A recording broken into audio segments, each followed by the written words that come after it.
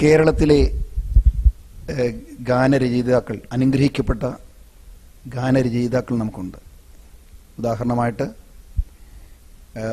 V Nagel missionary, അതുപോലെ K V Simon sir, M E Cheriyan sir, Sadhu Kochukunju ഉപദേശി തുടങ്ങിയ മലയാള ക്രൈസ്തവ ഗാനരംഗത്ത് അവരുടെ വ്യക്തിമുദ്ര പതിപ്പിച്ച അനേകരെ നമുക്ക് കാണുവാൻ തക്കോണം കഴിയും. അവരുടെ കൂട്ടത്തിൽ, പഴയകാല ഗാനരചയിതാക്കളുടെ കൂട്ടത്തിൽ സ്വാധീനിച്ചിട്ടുള്ള ഏറ്റവും അധികം ഇഷ്ടപ്പെടുന്ന ഗാനരചയിതാവ് ആരാണ്? എനിക്ക് ഏറ്റവും ഇഷ്ടമുള്ള ഒരു ഗാനരചയിതാവ് എന്ന് പറയുന്നത് ടി കെ ശമുൽ സാറാണ്. ശമുൽ സാറിൻ്റെ പാട്ടുകളൊക്കെ നമ്മളെടുത്ത് വെറുതെ വായിച്ചാൽ വലിയ സന്തോഷം നമുക്കുണ്ടാകും. അതായത് അദ്ദേഹത്തിൻ്റെ ചില വാക്കുകളുടെ പ്രയോഗങ്ങൾ, ഉദാഹരണത്തിന് ആദരിച്ചവരും അനാദരിച്ചവരും ആരെന്ന് വെളിപ്പെടും ആ ദിനത്തിൽ, അങ്ങനെയൊക്കെയുള്ള ചില പ്രയോഗങ്ങൾ വെറുതെ വായിച്ചാൽ മതി. അതിൻ്റെ ട്യൂണൊന്നും നമുക്ക് വേണ്ട, വെറുതെ വായിച്ചാൽ പോലും ഹൃദയസ്പർശിയായിട്ട് എനിക്ക് തോന്നിയിട്ടുണ്ട്. അദ്ദേഹത്തിൻ്റെ പാട്ടുകളാണ് എനിക്ക് ഏറെ ഇഷ്ടം. ഈ ഇന്നത്തെ ആധുനിക കാലഘട്ടത്തിൽ ഗാനങ്ങൾ രചിക്കുന്ന ഗാനരചയിതാക്കളുടെ കൂട്ടത്തിൽ ഇഷ്ടപ്പെട്ടതായ ഗാനരചയിതാവാരാണ്? ബ്രദർ ചാൾസ് ജോണിൻ്റെ റാന്നി, അദ്ദേഹത്തിൻ്റെ പാട്ടുകൾ ജനകീയമാണ്. അതായത് ജനത്തിൻ്റെ ഹൃദയങ്ങളിലേക്ക് ഇറങ്ങിച്ചെല്ലുകയും അതുപോലെ തന്നെ വാക്കുകൾ വളരെ ഹൃദയസ്പർശിയായിട്ടുള്ളതാണ്. അതായത് ഏത് സാധാരണ വ്യക്തിക്കും മനസ്സിലാക്കുവാനും അത് ഉൾക്കൊള്ളുവാനും ഹൃദയത്തിൽ നിന്ന് പാടുവാനായിട്ട് സാധിക്കും. അത് മാത്രമല്ല, ഒരു പാട്ട് എഴുതുമ്പോൾ തന്നെ അതിൻ്റെ ട്യൂണിനും പ്രാധാന്യമുണ്ട് എന്നുള്ളതിൽ യാതൊരു സംശയമില്ല. നാം എത്രമാത്രം ഹൃദയത്തിലേക്ക് ഇറങ്ങി ചെല്ലുന്ന പാട്ടുകൾ എഴുതിയിട്ടും അതിൻ്റെ ട്യൂൺ ശരിയായിട്ട് വന്നില്ല എങ്കിൽ ആരും തന്നെ അത് പാടുകയില്ല. അതെനിക്ക് വ്യക്തമായിട്ട് മനസ്സിലാക്കുവാനായിട്ട് സാധിച്ചിട്ടുണ്ട്. ട്യൂണിന് വളരെ പ്രാധാന്യമുണ്ട് എന്നുള്ളതിൽ യാതൊരു സംശയമില്ല.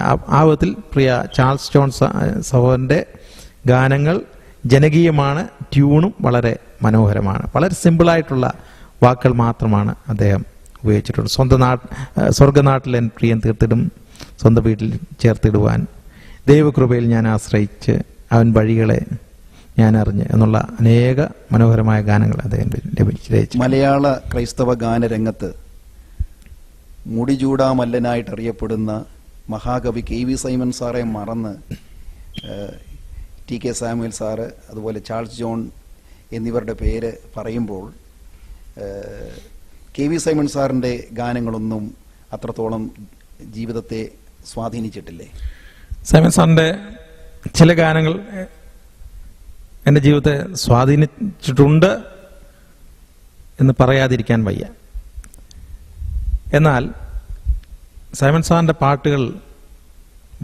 പാട്ടുകളിലെ ചില വാക്കുകൾ, അല്ലെങ്കിൽ ചിലതെന്ന് എനിക്ക് പറയുവാനായിട്ട് സാധിക്കില്ല, പല വാക്കുകളും എനിക്ക് അത്രത്തോളം മനസ്സിലാകുന്ന വാക്കുകൾ അല്ലെങ്കിൽ സാധാരണ ജനത്തിന് മനസ്സിലാകുന്ന വാക്കുകളല്ല. എന്നാൽ വളരെ അതിൻ്റെ അർത്ഥം മനസ്സിലാക്കുകയാണെങ്കിൽ വളരെയധികം അർത്ഥമുള്ള ഗാനങ്ങൾ അദ്ദേഹം രചിച്ചിട്ടുണ്ട് എന്ന് പറയാതിരിക്കാൻ സാധ്യമല്ല.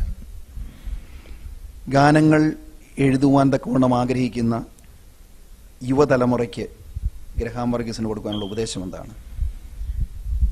എനിക്ക് ഒരു ഉപദേശമേ ഉള്ളൂ. അതായത് ഗാനം രചിക്കുവാനുള്ള കൃപയുണ്ടെങ്കിൽ മാത്രമേ ഗാനങ്ങൾ രചിക്കാവൂ. ഗാനങ്ങൾ രചിക്കുമ്പോൾ തന്നെ മനസ്സിലാക്കണം, അതായത് ഈ പാടുന്ന വ്യക്തികളുടെ അല്ലെങ്കിൽ വിശ്വാസികളുടെ ഹൃദയങ്ങളിലേക്ക് അത് ഇറങ്ങിച്ചെല്ലുക മാത്രമല്ല, ഇത് ഒരു സന്ദേശം അവിശ്വാസികൾക്കും ഒരു സന്ദേശം കൊടുക്കണം എന്നുള്ളത്. ആവത്തിൽ ദൈവകൃപ വ്യാപരിച്ചുകൊണ്ട് ദൈവത്തിൻ്റെ ആത്മാവിൻ്റെ പ്രേരണയാൽ ഗാനങ്ങൾ രചിക്കണമെന്നാണ് എൻ്റെ നിർദ്ദേശം. നമ്മുടെ വിവാഹ സമ്മേളനങ്ങളിൽ ഒരു കാലത്ത് പാടി പാടി പഴകിയ പാട്ടുകൾ ഇങ്ങനെ പാടി വളരെ വിരസമാകാറുണ്ടായിരുന്നു. എന്നാൽ ഗ്രഹാം വർഗീസ് എഴുതിയതായ 1-2 ഗാനങ്ങൾ ഇപ്പോൾ മിക്ക വിവാഹ വേദികളിലും നിരന്തരമായിട്ട് പാടാറുണ്ടെന്ന് അറിയുന്നുണ്ട്. അതിനെക്കുറിച്ച് ഒന്ന് പറയാമോ? ഞാനും പല വിവാഹങ്ങൾ പങ്കെടുത്തിട്ടുണ്ട്, ഗാനങ്ങൾ കേട്ടിട്ടുണ്ട്. ജനം അങ്ങനെ ആ ഗാനങ്ങൾ എടുത്തതുകൊണ്ട് പാടുന്നു എന്ന് മാത്രമേ ഉള്ളൂ. അത് ചിലപ്പോൾ താൽക്കാലികമാകാം. കുറേ നാൾ കഴിയുമ്പോൾ മറ്റൊരു പാട്ടായിരിക്കാം അവർ പാടുന്നത്. നമുക്കത് പറയുവാനായിട്ട് സാധ്യമല്ല. പല അനുഭവത്തിൻ്റെ വെളിച്ചത്തിൽ പല ഗാനങ്ങളും എഴുതി, മനോഹരമായ ഗാനങ്ങൾ എഴുതി, ഹൃദയസ്പർശിയായ ഗാനങ്ങൾ എഴുതി. എന്നാൽ നമ്മുടെ പല ശുശ്രൂഷകളിലും ഇന്നും വിരളമായിട്ടുള്ള പാട്ടുകൾ മാത്രമേ പാടുവാനുള്ളൂ. ഉദാഹരണമായിട്ട് വിശുദ്ധ മേശയുടെ സമയത്ത് നമ്മുടെ പാട്ടുകൾ വളരെ വിരളമാണ്. അതുപോലെ ഒരു ഗോസ്പൽ മീറ്റിംഗ് നടത്തി കഴിഞ്ഞാൽ ഒരു പാപിയോട് ഇടപെടുന്ന നിലയിലുള്ളതായ ഗാനങ്ങൾ, അതുപോലെ പല നമ്മുടെ രംഗങ്ങളിലും വളരെ വിരളമായിട്ടുള്ള പാട്ടുകൾ മാത്രമുള്ള ഇതുണ്ട്. ആ നിലയിൽ ആ രംഗത്ത് ഒന്ന് കോൺസെൻട്രേറ്റ് ചെയ്യാൻ തക്കവണ്ണം ഗ്രഹാം വർഗീസിന് താല്പര്യമുണ്ടോ? ഞാൻ അങ്ങനെയുള്ള പാട്ടുകളും എഴുതിയിട്ടുണ്ട്. എന്നാൽ ജനം എടുക്കുന്ന പാട്ടുകൾ എന്ന് പറഞ്ഞാൽ അവരുടെ ജീവിതത്തിലെ അനുഭവത്തിൽ കൂടി പാടുന്ന പാട്ടുകളാണ്. അതുകൊണ്ടാണ് ഈ ചില പറഞ്ഞ പാട്ടുകളൊക്കെ ജനം എപ്പോഴും പാടുന്നത്. എന്നാൽ മറ്റുള്ള പാട്ടുകൾ, പഴയ പാട്ട്, അറിയാവുന്ന പാട്ട് പിന്നെയും പിന്നെയും പാടിക്കൊണ്ടേ ഇരിക്കുക മാത്രമേ ചെയ്യുന്നുള്ളൂ. ഗ്രഹാം വർഗീസ് എഴുതിയ പാട്ടുകളെല്ലാം തന്നെ ലളിതഗാനങ്ങളാണെന്നാണ് എനിക്ക് തോന്നുന്നത്. ഒരു ശാസ്ത്രീയ സംഗീതം, ക്രിസ്തീയ ഗാനം എഴുതാൻ തക്കവണ്ണം അങ്ങനെയും കാണാൻ വല്ല താല്പര്യമുണ്ടോ? അങ്ങനെ ഒരു പ്രചോദനം ഉണ്ടായിട്ടുണ്ടോ?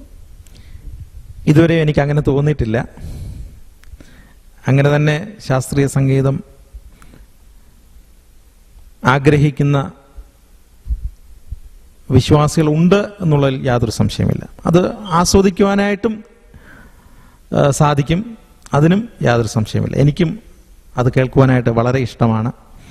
സൈമൺ സാറിൻ്റെ, ഈ പറഞ്ഞ പോലെ സൈമൺ സാറിൻ്റെ പാട്ടുകളൊക്കെ വളരെ മനോഹരമായിട്ട് പാടി കേൾക്കുവാനായിട്ട്, ആസ്വദിക്കുവാനായിട്ടുള്ള താല്പര്യം എനിക്കുമുണ്ട്. പക്ഷേ അങ്ങനെ എഴുതുവാനായിട്ടുള്ള കൃപയില്ലാത്തിടത്തോളം കാലം അങ്ങനെ എഴുതിയിട്ട് വല്ലവരെയും കൊണ്ട് ട്യൂൺ ചെയ്യിക്കുന്നതിൽ വലിയ താല്പര്യമില്ല എന്ന് ഞാൻ വിശ്വസിക്കുന്നു. വളരെ അനുഗ്രഹിക്കപ്പെട്ട ഈ നിമിഷങ്ങൾ നമുക്ക് ഒരുമിച്ച് ചില ചിന്തകൾ പങ്കിടുവാൻ തക്കവണ്ണം കർത്താവ് ഒരുക്കിയതായ ഈ അനുഗ്രഹിക്കപ്പെട്ട നിമിഷങ്ങൾക്കായിട്ട് ഞാൻ ദൈവത്തെ സ്തുതിക്കുന്നു. സാധാരണഗതിയിൽ ഹൃദയസ്പർശിയായ ഗാനങ്ങൾ എഴുതണമെന്നുണ്ടെങ്കിൽ അതിന് വളരെ പരിശീലനവും അതുപോലെ നന്നായ സ്റ്റഡിയും ദൈവകൃപയും ആവശ്യമാണ്. പക്ഷെങ്കിൽ ഒരു ശാസ്ത്രീയ സംഗീതത്തിൻ്റെ പശ്ചാത്തലമോ അല്ലെങ്കിൽ അതുപോലുള്ള സ്റ്റഡീസ് ഒന്നും ചെയ്യാതെ ദൈവകൃപയിൽ മാത്രം ആശ്രയിച്ചുകൊണ്ട് ഇത്ര മനോഹരമായ ഗാനങ്ങൾ, അതെ അനേക ലക്ഷങ്ങൾക്ക് ആശ്വാസം പകരുന്ന ഗാനങ്ങൾ എഴുതുവാൻ തക്കവണ്ണം കർത്താവ് ബ്രദർ ഗ്രഹാം വർഗീസിനെ സഹായിച്ചതോർത്ത് ദൈവത്തെ സ്തുതിക്കുകയാണ്. അധിക ഗാനങ്ങൾ രചിച്ച് ക്രൈസ്തവ കൈരളിയെ സമ്പന്നമാക്കുവാൻ തക്കവണ്ണം കർത്താവ് സഹായിക്കട്ടെ എന്ന് ആശംസിക്കുന്നു. ദൈവം നമ്മളെ അനുഗ്രഹിക്കട്ടെ.